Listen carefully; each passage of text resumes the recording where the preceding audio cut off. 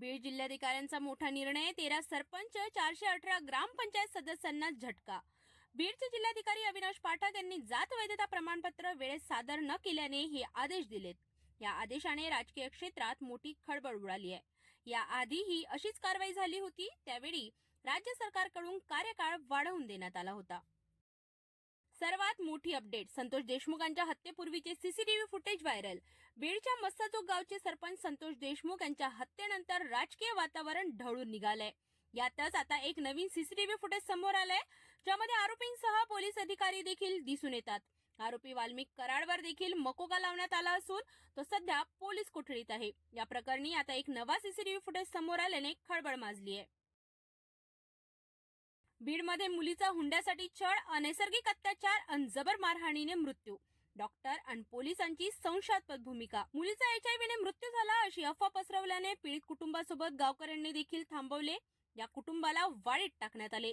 Police आणि डॉक्टरांच्या संगनमताने माझ्या मुलीला HIV झाल्याची अफवा गावात पसरवण्यात आली असा आरोप मुलीच्या वडिलांनी केला। ट्रायडंट पाठोपाठ भांडूपच्या मॉलमध्ये आढळला महिलेचा मृतदेह। भांडूपमधील ड्रीम मॉलच्या बेसमेंटमध्ये साचलेल्या पाण्यात एका महिलेचा मृतदेह आढळल्याने खळबळ उडाली आहे। गिफ्ट मागणं पडलं महागात। 19 वर्षाच्या मुलाने 25 वर्षीय मित्राला चाकूने भुकसलं। परिसरात खळबळ। धुळे शहरातील चितोडनाका परिसरात एका पान दुकानावर 2 मित्रांमध्ये झाला वाद।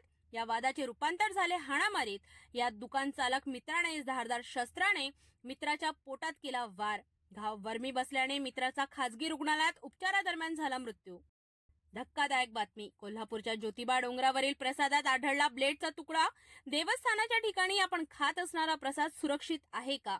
कोल्हापूरच्या ज्योतिबा डोंगरावरील प्रसादात आढळलेला ब्लेडचा तुकडा मिठाई दुकानातून घेतलेल्या प्रसादामध्ये आढळला। संबंधित दुकानदारासह अन्न औषधी प्रशासनाच्या अधिकाऱ्यांवर देखील कारवाईची मागणी ग्रामपंचायत सदस्य यांनी केली आहे।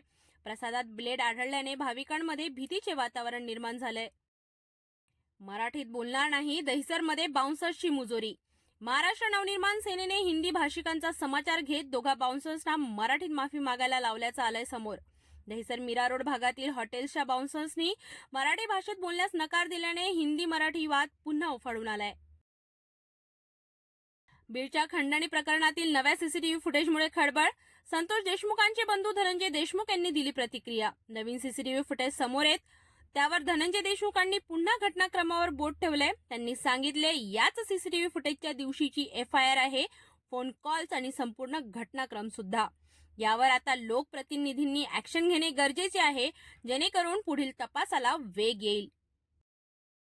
डिस्चार्ज नंतर दिसली सैफ अली खानची पहिली झलक, शस्त्रक्रियेनंतर पोहोचला घरी। अभिनेता सैफ अली खानवर झालेल्या हल्ल्यानंतर 21 जानेवारी रोजी त्याला डिस्चार्ज मिळाला। रुग्णालयातून घरी पोहोचल्यानंतर त्याचा एक व्हिडिओ समोर आलाय।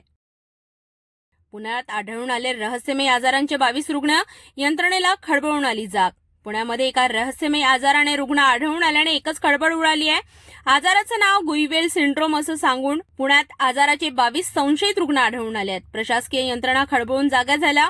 इंडियन काउन्सिल ऑफ मेडिकल रिसर्चकडे या रुग्णांचे नमुने तपासण्यासाठी पाठवण्यात आले असून या संदर्भातील वेगळा कक्ष महापालिकेने तयार केलाय।